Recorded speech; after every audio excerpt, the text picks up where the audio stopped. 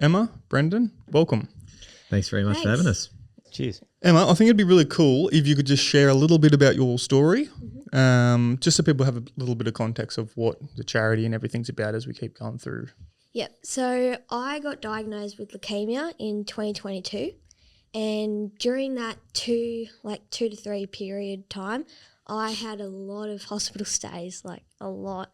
And during that time, I found what made hospital more comfortable, and so that's where we started thinking we could do some good with these ideas, and so we started getting all these ideas together, and we were like, what if we started a charity, and what if we made backpacks, and so we started thinking of what we could put in the backpacks, and and that's where it kind of kicked off, and yeah.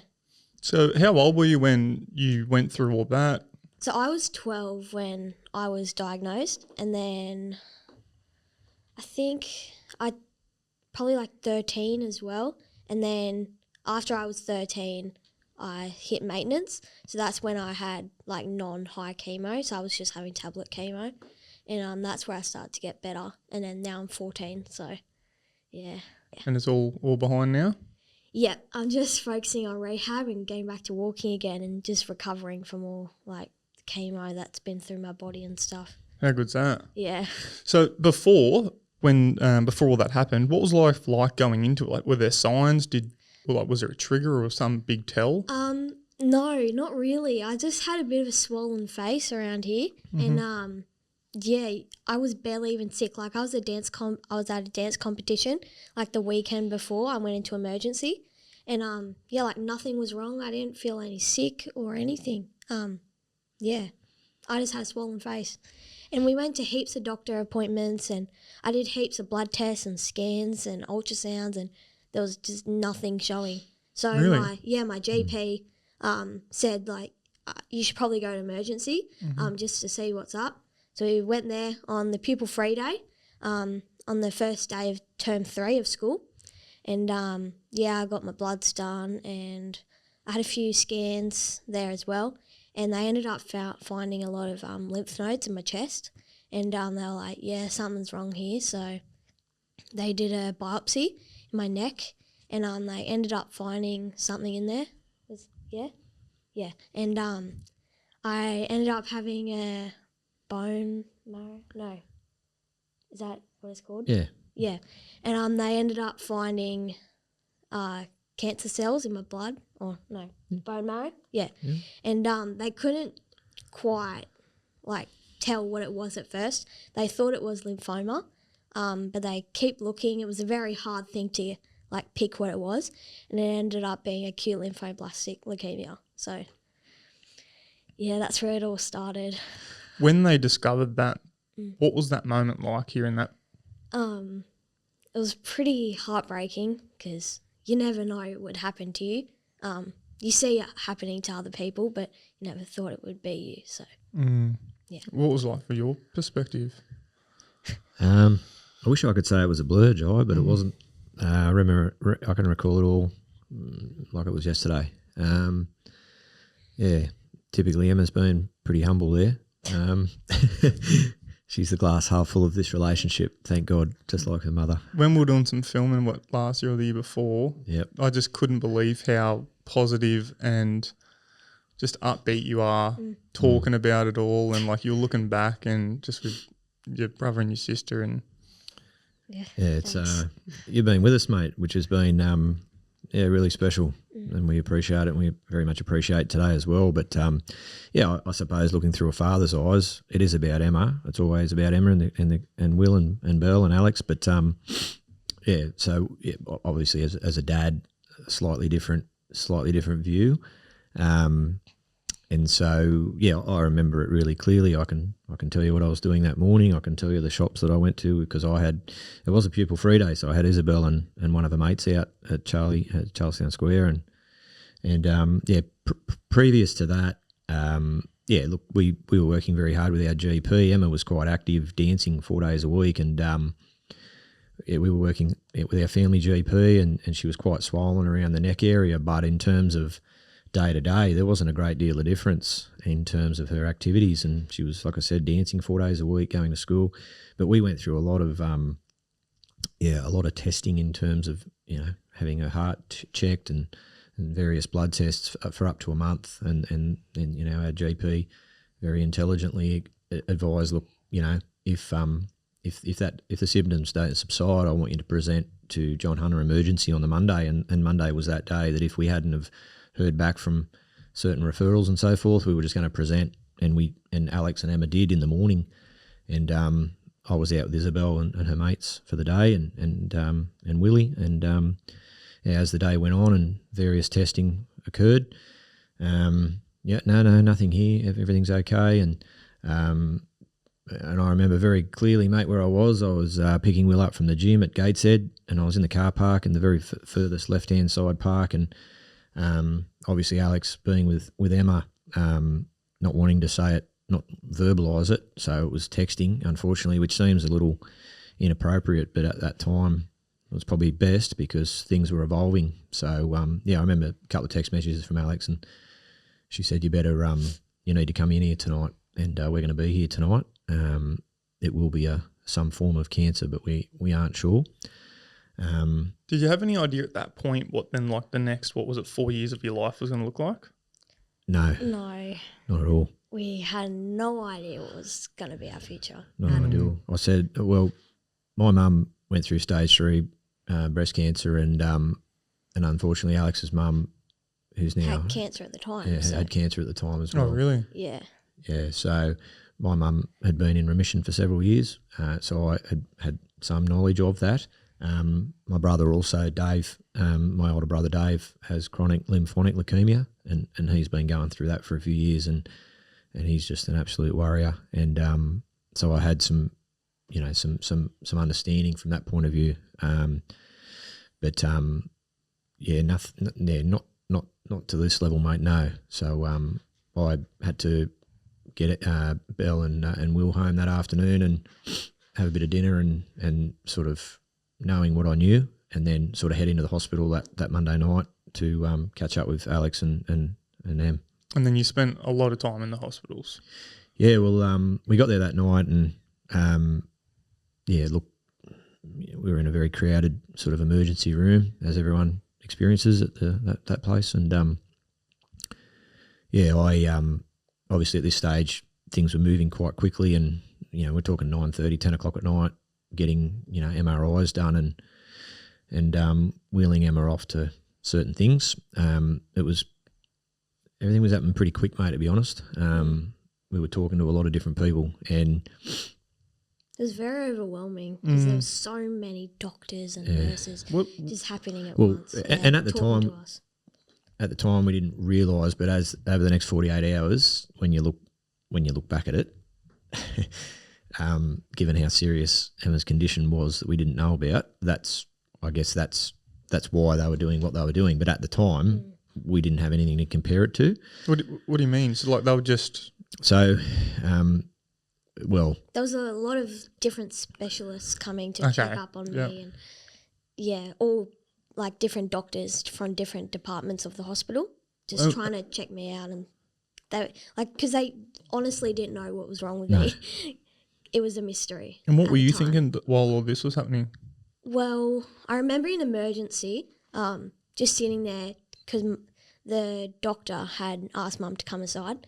And I saw her come back, and she looked really, really worried. And I was like, Mum, what's wrong? And she was like, oh, we're just going to have to stay the night. And I was like, oh, okay. Like, I had no idea what was going on. Like, I was 12. I didn't know anything that was going on. And so I was a bit oblivious to the whole situation. I was very worried because I was having lots of needles and medicines and, yeah. Did you know what cancer was at that age? I don't even know if I knew what cancer was at 12 years old. I did, because before we had been involved in a lot of charities. Like we had supported Ronald McDonald House a lot. So I knew what it was, but I didn't know the extent of what it could be and what was involved in it and what the side effects of it. Like I never would have thought I would be in a wheelchair right now. If I said to 12-year-old me, Emma, you would be in a wheelchair, I would be like, no way. No, I wouldn't be. But, yeah, so. Yeah, she was pretty unexpected. It was a pretty rough night, mate, and so there was MRIs and blood tests and discussions, and so we'd had a referral to the haematology. That referral had been sent off weeks previous, and we hadn't been able to book an appointment, and so ironically they actually found that referral that was on the desk, there that night, and I was talking to a doctor, and she basically sat me down and said, look, it'll, in passing, and this is like you're sneaking behind the curtain of an emergency ward. Emma and Alex had been there since 8:30 that morning. It's 10 o'clock at night. I've got 2 kids at home. And, should we go to bed, Dad? What's going on? This was the Monday night, and it was cancer, but at that point they couldn't identify. There's so many different variants. They couldn't identify which one. And so I went home with the knowledge that that was the case, and then back in the morning for more testing. And so then it was cancer of some description, and it was pretty evident that it was at a fairly advanced stage. So, there's various types, and I'll leave the scientific side of it to the experts, because I'm certainly not that intelligent. But from a knockabouts version, it basically the next day Emma went for a bone marrow aspirant, which is basically they take a sample of Emma's bone marrow and they test it, and that was going to help them identify over the next 24, 48 hours what type. And it was looking like it was becoming more down the leukemia track, which is a blood cancer, so it lives in your blood and in your marrow. It's weird because you usually can see what blood cancer is in your blood, like when they take a blood test. They couldn't see anything in my blood, so that's why it was so tricky. Why? Like, do they know now why that was the case? No, I guess you'll work out that Emma's a bit unique. So she kept a lot of intelligent people up for a lot of late nights in the last 2.5, 3 years. So everything that that could have happened to me. So nothing went to plan, mate. Yeah. So that first 24, 48 hours probably unfortunately set the tone for what was to happen after that. And so now you roll into Tuesday, and you're probably speaking to your parents and your closest friends, and you're sort of telling them what you know, but you can't tell them everything, and you've had no sleep, and this was only 48 hours, right? To think this was going on for 3 years. But anyway, but I didn't even know what a bone marrow aspirant was, Jye. I'd never heard of it. Yeah. You know what I mean? So what is it? Oh, they're going to take some marrow out of your daughter's hip. Oh, okay. And then what happens? They take that up to the lab, and they're going to study it, and we're going to be able to come back to you in a short period of time to assess what it is. And then that merged into Wednesday, and then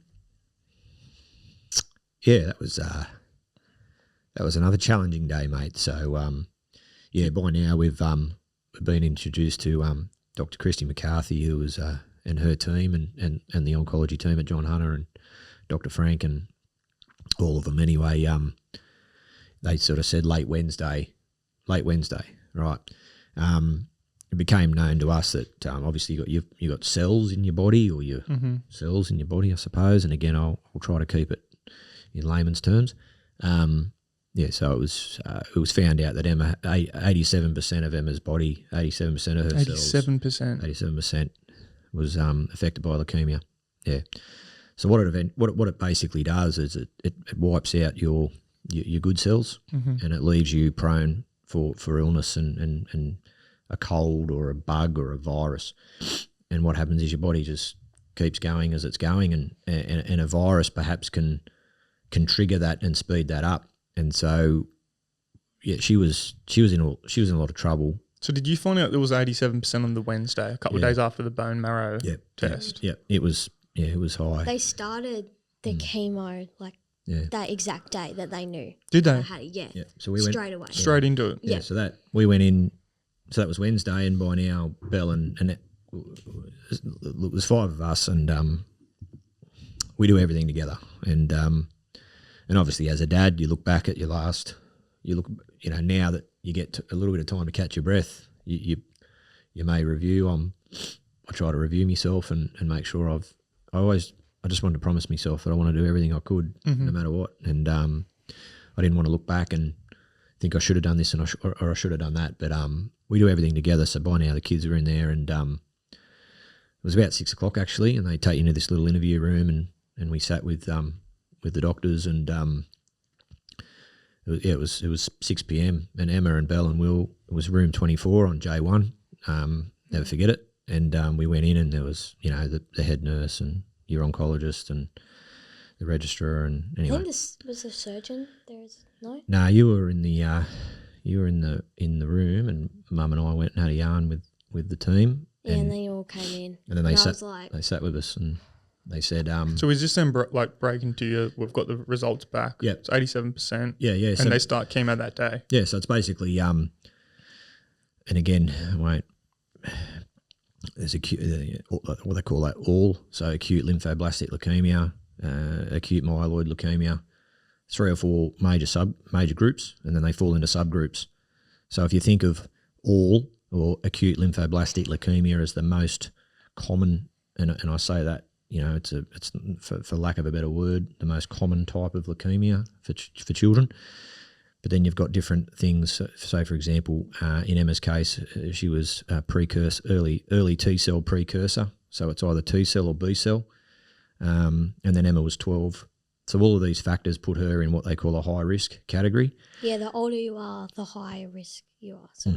So precursor, early precursor, not a good thing. T cell, not a good thing. And of course, it had sort of had its way with Emma's body over a couple of months, and it moves. The word acute in the leukemia world or the cancer world, acute meaning fast moving. Chronic is a bad word, but slower moving. Okay. So acute being not good. So we sat with the doctors, and they put it to us what the situation was, and they basically said, look, undetected, Emma would have passed away probably in the next 2 to 3 weeks. Had it, and that's where she was at that 18th of July 2022 in that room. That was our hand. That's where we were at. And I didn't even feel sick or anything. I just had a swollen face. Were you in the room when the doctors were saying this? No. So Dad and Mum, they had told Dad and Mum in like another room, and then after that they had come into the room with me, Belle and Will, and they told us. The doctors told you? Yeah, the doctor and the clinical nurse. Yeah, we went a little bit unconventional there, Jye. They didn't really like how Dad and Mum told us. So. Why? How'd that happen? They were like, "Do you want to get like a psychologist to come and help you tell the news or anything?" And I think Dad was like, "No, we'll just do it all together. Like just straightforward. So there's a lot of power in that. I've got a couple of funny looks, mate. Not as many as I got over the next 2.5 years, but everyone does it in a different way, but we just did it that way. It's easier for us. So. What did you think? Full on. Like, or what were you feeling when your parents were telling you this? I didn't think it was real because you'd never know that it happens. Mm-hmm. You wouldn't think that it would happen to you. So when they told me, I thought it was like something else. I never knew that it would be that, but that's why I had a swollen face. So, yeah, it was pretty surreal. Did you ever question, like, why me? No, because they explained to me, like, really well, like, this, like, it has nothing to do with you. It's just by chance. Like, cancer, it just comes on. Like, doesn't really matter how you were with your health or what you were doing. It just happens. And they said, like, it's not your fault. And, yeah, I had thought, like, why me? But, yeah, we believe in God, and I guess that's what God chose for me. Yeah. That was his plan for me, so, yeah. Did you talk to God a lot through this whole journey? Yeah. We had a lot of people praying for us, we are really, really grateful for that. And I reckon that's probably a reason why I'm here today, part of that, so, yeah. How do you think the process would have been like if you didn't have God in your life? I don't know, to be honest, Mm-hmm. because I've just grown up believing in God, like that's our faith. Yeah. Everyone has different beliefs, but that's just ours, so. Yeah. Yeah. And as a father, like just wanting to protect your children and everything, like how was the news for you hearing that? On that night, on the Wednesday, you just wanted to be yourself, Jye. You know, like I think primarily, my belief, and I'm only, you put on this earth to love and protect your children and to serve others. That's my belief, to serve others to the best of your ability. I think there's certainly what I try to do, and that's not a religious thing. I think that's just what you do. I think if you have children, it's about your children. Mm-hmm. You know, once you decide to have children, it is about the children. Yeah. Primarily, and so if you need a water or anything, just let me know as well. Okay. Yeah. Mate, I just wanted to fix it. I just wanted to grab it and fix it. And I said to the doctors, I said, look, you please keep her alive, and we'll take care of anything else at all. Yeah. You know, support. We'll live here. You tell us what to do. Yeah. You tell us what to do, and we'll do it. And you did live there, essentially. Pretty much, yeah. And that's why it was explained to us that time was a factor, and I wanted to go straight in and tell the kids, and perhaps, I suppose that would seem quite harsh or challenging, and it was. Mm-hmm. But time was a factor, and we do everything together, and we made the decision there that that's what we wanted to do. So we went from that room into room 24, and we had that discussion, and everyone was on the same page. There was no secrets, and I mean, to be fair, Will was 16. Yeah, and then Belle was 10. Belle was 10. So yeah, it's a 10-year-old kid, and look, people have their opinion on that, but we had to get ready. Like we had to go to war, like for Emma. We had to fight, and we didn't have time to lose, mate. And so we started, and Emma's treatment started at 7:30 the next morning. Yeah. So we were on. Very quick. And so just talk me through what the treatment is like. Is it every day? Is it once a week? And how long does it go for? It's very different for everyone. So I don't remember much of it because I was so sick, but Dad could explain that to you. But everyone has different cycles. So the start of it is like the start treatment. What was it called? Induction. So that's where they really, really hit you hard. They just ramp it up. Chemo. Yeah. So they give you all types of chemotherapy. And that's what really, really knocked me around. And that's what made me end up in hospital for nearly 3 months. So, yeah. So they really knock you around. The chemo, they give you enough so it nearly kills you, but it's pretty hardcore. You never seen anything like it, Jye. Like I never seen anything like it. I'm not trying to use my words trivially, but everyone's got a different approach. And when they talk about kids being, or cancer sufferers, children or adult being warriors, it's because the treatment is often as bad as the disease, to be honest. And so in Emma's case, because it was an aggressive form, she needed a lot of it. Yeah, so what they call high dose chemotherapy. So Emma's right. It's pretty much administered, and you're flirting with, because it's such an insidious and disgusting disease.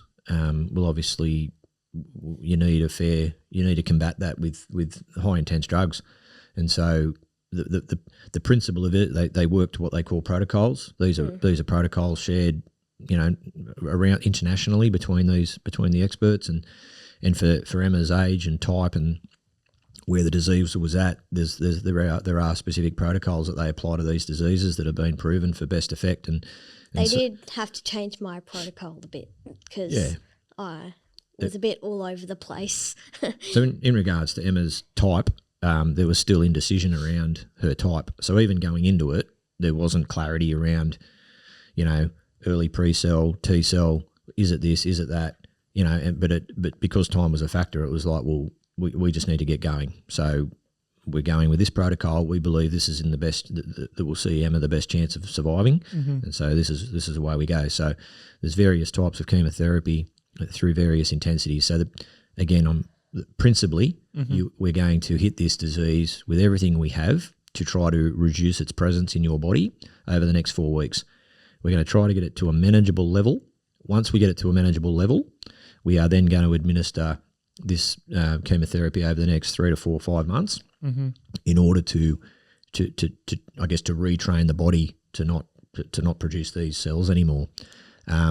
However, whilst we're doing that, we are going to make you so sick that if you catch a cold or COVID or have a complication due to major liver failure, unfortunately, that's going to present life-threatening situations. So over the next 3 or 4 months, Emma had kidney failure. She nearly went into cardiac arrest 3 times. It started when I started fainting at home, and that's when we were like, this isn't right, and that's when we went in. Yeah. And I started having those problems, and I got bedridden in bed, so I couldn't move. Is this this is during chemo? Yeah. And how often are you going in? Then nearly every day. Every day. Now it's just once a month, which is so awesome. For the first, say, 4 to 5 weeks, you come in. And what do you do in there? Like you go in and is it a drip? Yeah, you sit in a bed. It's like a drip. Yeah. So they have a place called Podju, and that's where you go and have your chemo, like where all the kids go and have their chemo. So there's all different rooms in there, and yeah, that's where you go. You have your bloods done. Yeah. And you're still doing this now? I don't go to Podju anymore. I just go to what's the place where you get your bloods done? Just pathology. Yeah, pathology. So I just go there now. Yeah. So it's nice because I'm out of treatment now. Yeah. So I'm done. I'm just in remission. Yeah. Yeah. So that was it's hard to explain basically, but you're just under this intense treatment, which causes all sorts of adverse effects on the body, with the intention to rid you of the leukemia or the cancer in your body, and then moving forward to keep it away. And then in terms of leukemia, your first month is to try to get it back to below 4 or 5%, and then use the ensuing months of treatment to eradicate the rest of it. And then obviously that's high dose chemotherapy. And then once you get through that period, you then start a period of maintenance chemotherapy, which is mainly oral. You just have oral chemo every night. And, it's just like a tablet. But yeah, Emma's path didn't go.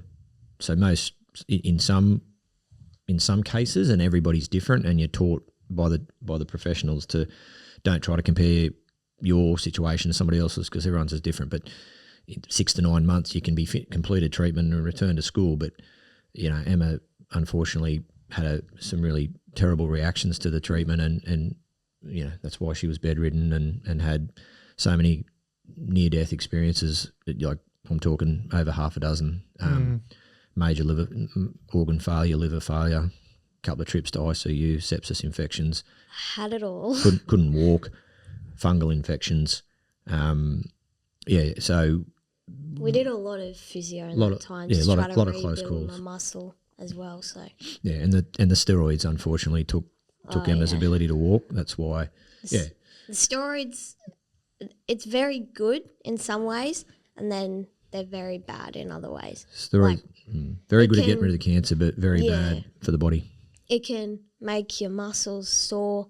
It can hurt your body. It can make you depressed. It can make you angry. It can make you really hungry. It can, Did you feel them? For me, at the start with the steroids, it made my muscles really weak, and obviously that's why I couldn't walk. And then later, like after the 3 month stay, when I was still having chemo, part of the cycle was I had to have steroids for like 5 days, and then during that time I got really depressed. Like I would cry every day. It was horrible. And then I finally got put on a medication. It was a mood stabilizer, and that really helped. Yeah. So I hate steroids. It's my worst enemy. I bet. Yeah. So during the whole time, like you're getting chemo, we had half a dozen times where it was life-threatening. What are your thoughts through this whole time? Well, I was so sick I couldn't remember it much. I just remember being in a lot of pain and just wanting it to be over, I guess, and just wanting to be better and back to normal. But I knew if I wanted to go home, I needed to be able to go in the car and be able to stand up on my own and to build up my muscle and physio, and that's how I was going to go home, and for the doctor's approval for me to go home, and that's when I knew, yep, this is going to get a bit better. So that was the big goal. We had to push for standing up, getting in the car. Yep, and then to go home. I had a whole list of things I needed to tick off that the physio's made up, and then I also needed to get the doctor's approval to go home, and then do you know the date of when I went home? I was nearly in for it was 3 months. It was I think. Yeah, Halloween. Halloween, Halloween. 31st. So, but that process would take, I could take It it took out. ages. It's hours to explain to you, but Emma ended up in intensive care one night with a sepsis infection, and unfortunately with sepsis infections, if not controlled after a few hours, can take your life. And in a few hours? Yep. Wow. It's insane. Well, I suppose you've got to think what the chemotherapy is doing is it's robbing the body of all its natural defences. And basically, so it does leave you prone to attack. And that was a Saturday night, and it was quite scary, Jye, actually, in a lot of ways, because we already knew that Emma was quite beat up from the treatment. She was fighting the disease. She was fighting to get rid of the cancer out of her body. She's now had an episode where she's been rushed to ICU. I'm at home with Belle and Will. Alex is with Em. She's at ICU that night, and Emma was due to have an MRI on the Wednesday, and it was a Saturday. And this MRI was quite telling, because what we were hoping to see here is that the treatment was getting on top and having an effect. Because if it wasn't, there's certain levels and markers that you need to meet. So when you meet with the doctors, they say, look, this is what we're going to do. This is the likely outcome. This is what we're hoping to see. If it goes this way, we do this. If it goes this way, we do this. And so we had a particularly pivotal moment on the Wednesday coming up, and we were fully focused on that. This was quite telling, because they have markers and goals that they need to see certain improvement in the treatments. Mm-hmm. And so to move on to the next stage of treatment. So anyway, I was in there quite early on the Saturday. So you've got to try to remain calm and composed at home, knowing, do you pack all your kids up and bolt into ICU at 11:30 at night, or do you leave them in bed, stay awake the whole night, messaging your wife, and then at the earliest possible moment, pick your 2 other kids up, put them in your bed, give them a kiss and say, Dad's just got to go to the hospital, all good. Get in your car, race to the hospital, walk in to see your daughter just about gone. And later on that afternoon, I'm still thinking cancer, right? So I'm going cancer. And I remember I turned to one of the oncologists who was on that day, and I said, are we going to be right for Wednesday? And she said, I wouldn't be, she said, Brandon, that's the least of your worries right now. And so for like 6 or 8 weeks, that's all you've lived. And then all of a sudden there's this thing called a sepsis infection, which I'd never heard of. And Emma's got 6 teams monitoring her progress, and unfortunately her kidneys, her liver, it was just all shutting down. And she was just really, really, really sick.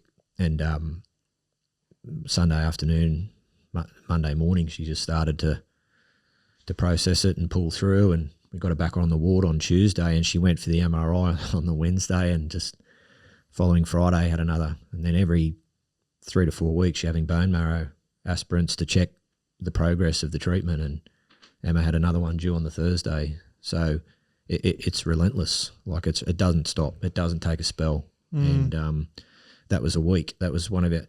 So you roll out of that, back to the ward, back for a bone marrow aspirant, wait, into recovery. Friday morning, drop Bell and Will to school, race into the ward, wait for the oncologist to come around, call you into a room, sit, discuss the results, knowing that your whole life or your next 24, 48 hours is all dependent on what they're going to tell you. Like literally. So you're just waiting, and you're looking at it in those blocks, and like you'd be in bed you'd be staying overnight, and that it was basically Emma having to fight. It just robbed her body to the point where that's where she became bedridden and needed help to roll over in bed and so forth, and couldn't do anything on her own for several weeks after that. And so from there, you know what the treatment's doing to her, but you have to have it because you have to get rid of the cancer.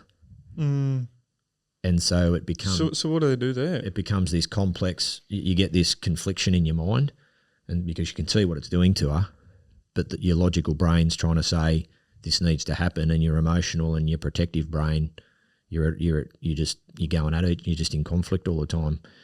And so with the high dose chemotherapy, your body needs to be at a certain level to tolerate it.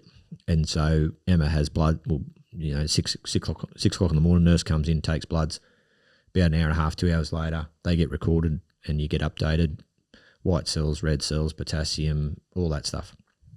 And then that says you can have your treatment today or you can't. And that became your life. You're wanting your child to be well enough to tolerate more toxic drugs to save her life, whilst trying to hope that she survives the treatment. They did have to stop it for a bit though, because I was just too sick. Because if you're too sick, they have to stop the chemo, and then when you're just a little bit better, they restart it. So, yeah. Yeah, so December 2020, so Emma didn't follow the normal path. There were some markers that she didn't hit, and then there were some markers they said she wouldn't hit, and she did, in terms of her timing and her recovery. And there was other options put to us that were pretty, not ideal. And so we got to a stage where Emma may have needed a bone marrow transplant, but there was a lot of hesitation around that because of the way that she'd reacted to high dose treatment. That probably wasn't going to be good for her because, they basically said, look, highly unlikely that she would have survived it. So, so we got to the December 2022, and it was the 16th of December, and it was basically we need to see that Emma's clear, like totally clear, not one skerrick. And that for the first time since she started treatment, late December of 2022, she finally got clear of the cancer. But it's not over. They still got to give you chemo to you've still got to make complete, sure you've still got the to cancer doesn't come back. So. You've still got to complete your high dose treatment, and then you've got to start your maintenance. But like in both occasions, Emma didn't follow the textbook in terms of you should do this, because they had to make better holistic decisions for her future, because she was, unfortunately suffered too much damage to complete some of those. And obviously that comes with a degree of risk, but continuing that level of treatment too long also comes with a degree of risk. I ended up finishing early and just going straight to maintenance because I just couldn't handle it anymore. And I was very happy that day, but I know Mum and Dad were probably a bit worried, but I was like, yes, I don't have to have any more high-dose chemo. I could just have the tablets. And I knew then, like, my hair would start growing back and I would get a bit stronger in my body. So, I was very happy that day. So when you beat it, I remember you telling me, and I'll probably butcher it, so you just correct it. So you beat it, but you got to keep getting tests for a period of time. Is it every year or 2 years or 4 years afterwards? And you got to keep getting 100% clear, 100% clear, 100% clear, and then the last one or something, you're fully in the clear. Yeah, so basically you go with different forms of cancer are different here. So this is not a broad brush, but in Emma's case, it's you need to be clear of any sign of leukemia. You need to complete your treatment, and then they class that as remission. We don't really talk about remission in our house much, to be honest. It's not really a word that we use. Yep. It's not over, but we don't. You finish chemo, so Look, it's a good word. It's better than some other words, but we don't really talk about it like that. Yeah. So, and then you finished so Emma completed her treatment on the 29th of August, 2024, her treatment in inverted commas. And she then goes in now. So she's had like 360 nights in hospital. So now we go to... every 4 weeks, mate, we go in and we have bloods and we see our team, our oncologist, Dr. Christie, who's a weapon. And how long does that happen before they just go, you're good, you don't have to come back? So every 4 weeks for a year, and then it goes to every 6 to 8 weeks for the second year, and then every 3, and then the time frame extends out. And then it goes like yearly and then 2 yearly. They don't declare you cured. So it's just basically now forever, just some 5 years. 5 years. 5 years. 5 years, no cancer. After the date that I 29th finished of August. chemo. Yeah. Is it like hard now, just like going, well, it's gone, but we've got to keep just checking in, and there's that chance of hearing the news again? Yeah, it's hard, but you just got to keep going on with life, I guess. You just got to keep pushing on, and you got to keep, I got to keep pushing on, and I got to get recovered from all the bad stuff that the chemo has done to my body. So trying to get back to a normal-ish life, I guess. That's now that it's over, but it's never over, and that's why we come up with that. I mean, we sort of come up with that fight mentality. Because the disease was having its way with us for the first 2 or 3 months, and you don't know what you're up against, and it comes at you from every angle. It comes at your health, your stress, financially you can't work.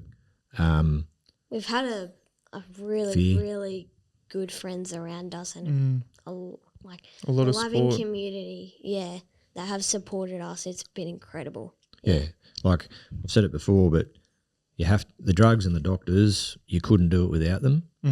You just couldn't. They are very, very special people. The nurses, the doctors, the scientists, the pathologists, all of them, the wardies, all of them, the whole crew, from the moment you walk in to the moment you walk out. You always see someone you know when you walk into the hospital now. After 360 nights, I think you would. Yeah, you do. It's like going home. But they're unbelievable. But I can tell you, like that fight mentality that we had, we just had to come up with ways to try to, because it takes control. Like it takes control and it dictates to you. And we had to come up as a family, whether that means that we're not going to be separated anymore. So we started bringing our kids in of an afternoon and doing Zooms. We made a bit of a rule that we would have dinner in the room in the room every night, and then either I would go home with the other two kids, or Alex would. And so we just started to claw back. Emma went 6-8 weeks and didn't see her grandparents or her uncles or aunties, and her mental health was severely affected. And she hadn't seen the sun because you're in the room and you're isolated, and you work with the doctors and they want to help you. So a couple of Sunday visits with the pets, and next thing you know, your grandparents are coming in. So you start to get a bit of momentum, and we just wanted to push back. Like you just and Emma's the one that has to lead it. She gets to decide what she's comfortable with. If she didn't want people coming around, well, they didn't come around. But I thought it was very important as she was finishing these blocks to look forward to things, because Emma loses her friends, Emma loses her hair, She loses her mobility. She loses her independence. You know, she was diagnosed in her last year of primary school. She didn't get to finish. She didn't. All those special moments that occur, start of year 7, all gone. You don't get them back. Don't get them back. No. And so during all that time, how do you find the strength? Like, what kept you pushing? Probably my siblings and my parents and all our friends around us, and probably the community, I guess. Yeah, I don't really know what else. Mm-hmm. Maybe it was just my personality. I don't know, but yeah, that's kind of kept pushing on, because I know that if I get pushing on, then I'll get better, and then I keep going forward, and yeah. Yeah. Yeah. Oh, she had her doubts a few times, mate. Don't worry about that. 3 o'clock in the morning having a yarn a few times. There's and nothing to do, so. There's not much to do. You don't sleep. It's just cyclic. Like, you sort of lose even taste of day and night because you're in bed and you're up all the time, and Emma's uncomfortable and she's getting checked all the time. So you don't sleep so much. So then, 6 o'clock they're coming in and check the bloods, right? So 5 o'clock I'd just be lying there ready. The nurse comes and you'd have a yarn and they'd take the bloods, and then it's just the next job. Next job, 7:30, get the results, right? Ring Alex, let her know, or Alex rings me. No, she's right. She can have today. Good. Kids to school. Right, come in and away you go. But yeah, I think Emma, well, I know she did. I believe on that. I still believe on that Saturday night Emma decided to not yet, thanks. Yeah, it was they bring toys and bits and pieces around, and Lego became a bit of a thing, and that Saturday night when she was in ICU, when we nearly lost her for the 3rd time, they brought around this little, it's really trivial, but it was a little squirrel. It was this little squirrel, and I'm looking at this going, mate, she can't even drink. We're dreaming, but yep, we'll take it anyway. And so she's come out of this moment, pretty much out of it for 48 hours, and she said, oh, can I have that? And here's this little thing, hardly any hair, nothing left of her, 36 kilos. And she's cracked this box open, and it was the longest Lego assembly I've ever seen in my life. But she sat up in bed, and it's hard to explain, but she could pretty much move her fingers and she could wriggle a bit, and that was it. Mate, she put this thing together, and I've never been so proud of anyone finishing a Lego in all my life. But whether she knows it or she's not, so she don't, I think that 24, 48 hour period was Emma going, if I was going to go, I would have gone. Yeah. And I'm not. And from there we bounced in, and she got a good result with MRI, and then her leukemia cells dropped from 65% down to below 5%, and you can call it whatever you like, but yeah, I think she made a decision that she wasn't going anywhere. That's what I think. And she had another 2 or 3 similar situations, but that was a particularly special one, I believe, and I think she decided she decided she wasn't ready. So. I want to talk about the charity, but just before, looking back at all this now, like just talking about it now, because I don't know how often you guys sit around and talk about this. Yeah. Is it bringing up feelings and memories from that time? Like, do you find it difficult to talk about this? A bit, but I'm okay with it. Like, it's happened. It's in the past, and I know nothing. Like, I have good things in the future that are going to happen, so I'm just focusing on that. Yeah, I don't remember much of it, so I'm okay to talk about the bits I remember, but I know there's a lot of bad bits that I don't remember, so I can't talk about it because, yeah, I know Dad can. He remembers it all, but, yeah, he can talk about it for days. What are some of your dreams for the future?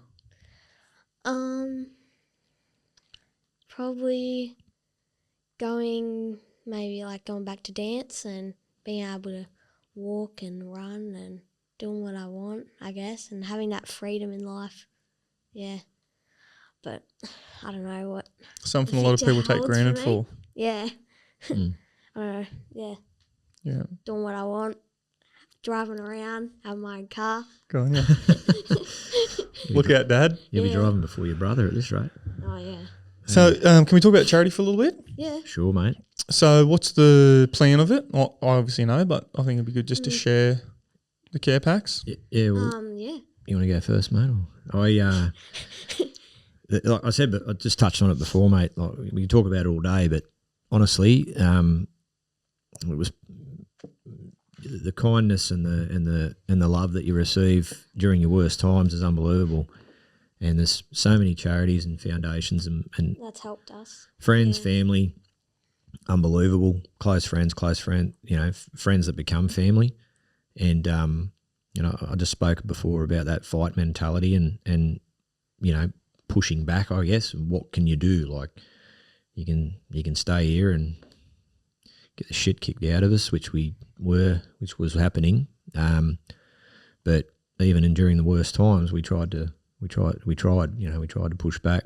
And so Emma and the kids, sort of, the charity was sort of our way of giving back, because we'd been so blessed. Friends, family, our community, the school community. We got so much support. Yeah. We was just so grateful. And I absolutely believe in my heart that it kept the five of us alive. Like it really did. It was like a distraction from all the bad stuff that was going on. Yeah, it was unbelievable. It was unbelievable. And the charity was sort of born out of our mission to sort of give back, and the care kits were. We knew what was needed. Yeah. And because we had been through it, and so we were like, we need to do something with this, with this experience that we have, that because there's not a lot of people that have that experience, I guess, that know exactly what is needed, and we did. So we were like, well, let's do something with this. So that's where Emma's Warriors started. That's how it was born, and the care kits were big because Emma had spent so much time in hospital. She could identify where the perhaps the improvements were for her, and what made. And again, you can either you can sort of accept what's around you and sort of just go, oh well, this is terrible, or you can take action and do something around it. And that's and I'll tell you what, give Alex Bell and Emma credit. They the passion project. I tell you, they love shopping, Jye. Love shopping, and they found a way to help people run the charity and shop. So it was a win-win-win. And so the iPad got a good workout, and Amazon, and I'd be pulling into the driveway after 2 hours sleep, and there'd be a big box of stuff on the front step, and I'd be like, oh my goodness. And anyway, so yeah, the care kits essentially was bed sheets, room spray, fire stick, fairy lights, moisturiser, lip balm, cutlery set, Uber Eats gift card. That's important. Yeah. I think there's more stuff in there, but good quality stuff. And we just started for other children going through similar things. Yeah, particularly teens and tweens. Yeah. Because we really want to focus on that age group because they don't get a lot, and it's pretty hard to cater to that age group. Because with little kids, it's pretty easy. You just hand them a toy and things to entertain them. But kids my age, it's a bit harder. So we wanted to cater to that. So it started out as the care kit backpacks, and then we just started to meet so many phenomenal people to help, and we kicked it off. And Emma was really, really sick actually when we launched it at Carl Oval with Lakes United, our rugby league club. That was a cool day. It was just there was something in the air, mate, that day. That was so much support. That was our first official day, and from a football perspective, it was weird because we had a couple of forfeits and a cancellation, and it rained, and it was a catch-up game, and there was all the reasons why no one was going to come, and it was going to be not a great result. And thankfully, again, just through the love of the community and friends and family, it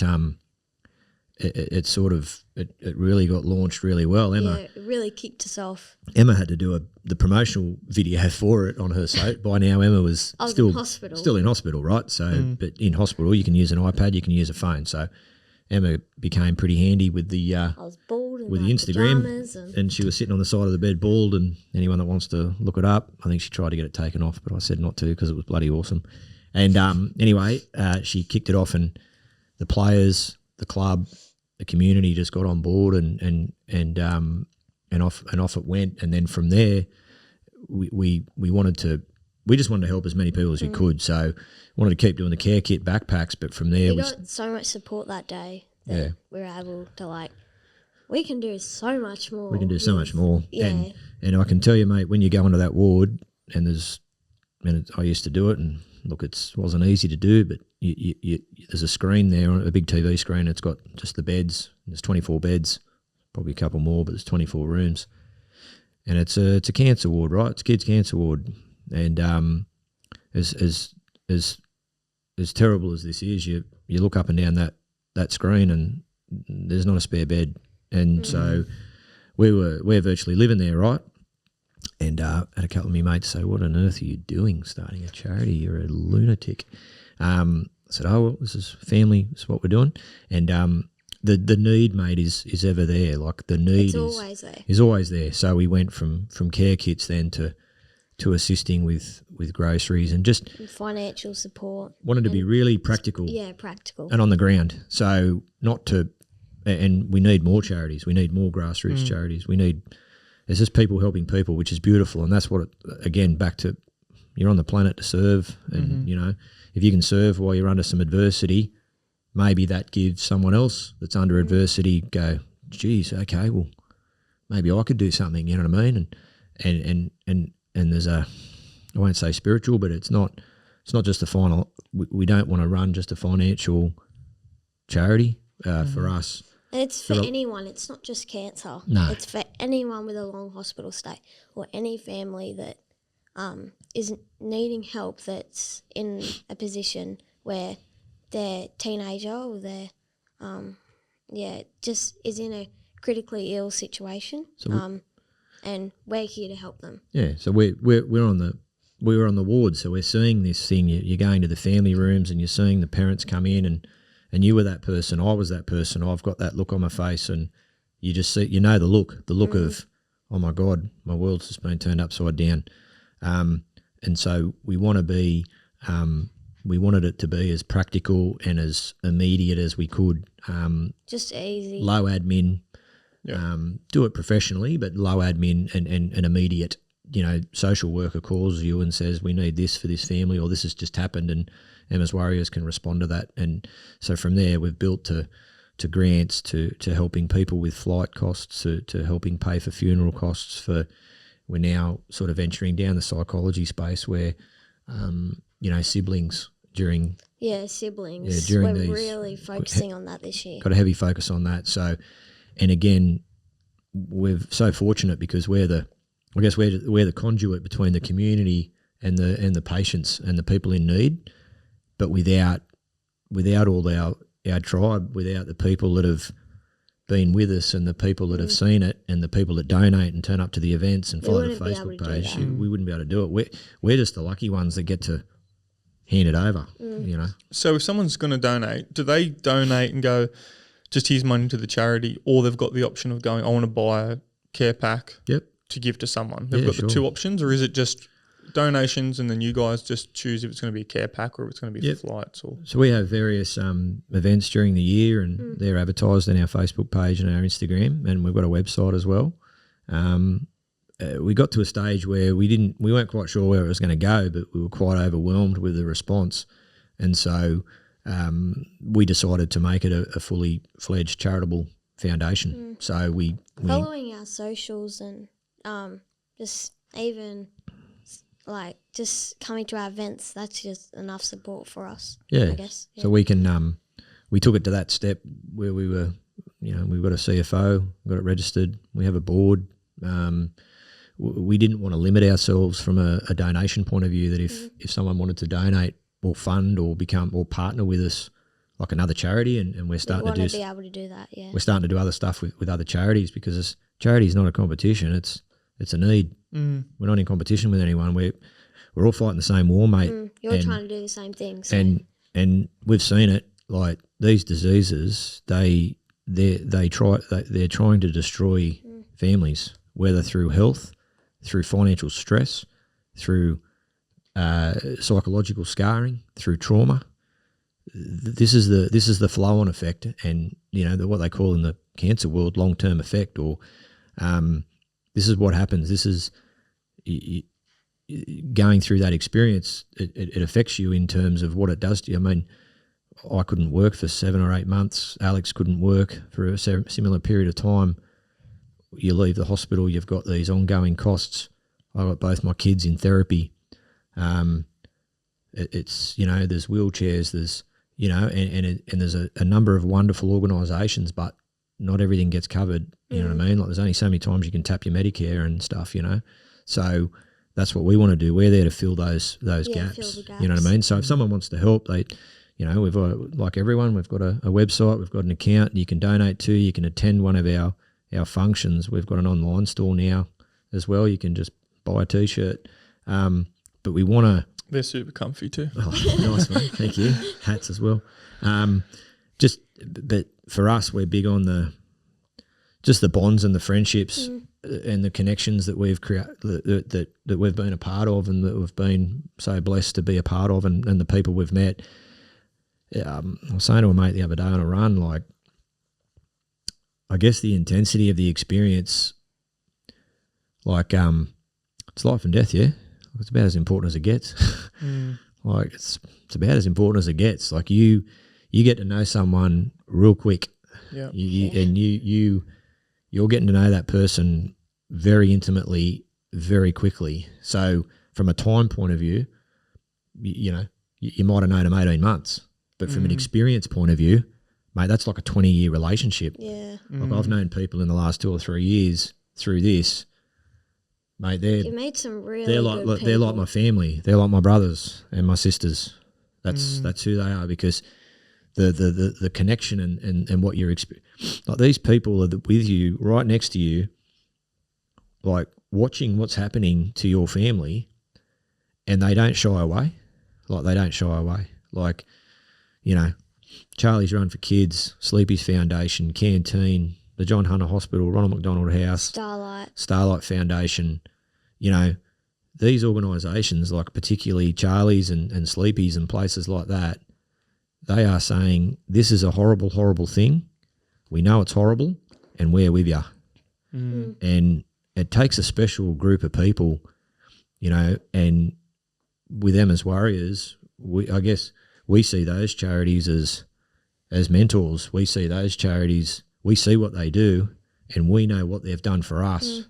And we just feel as though it's our duty to pass that work on, you know, and if we can do a 100th of what they've done, we'll be happy, because those, you know, they see what it is, they recognise how horrible it is, and they stand in the face of it. And you know, particularly Charlie's is unbelievable, and they saved our life, mate. Those types of people are just, they've, you know, like United Rugby League Club, you know, like, they've been incredible as well. Incredible. Like those that group, young, I know people, like young men get spoken about in a certain way nowadays, and some of the acts I've seen, and I suppose for the charity, if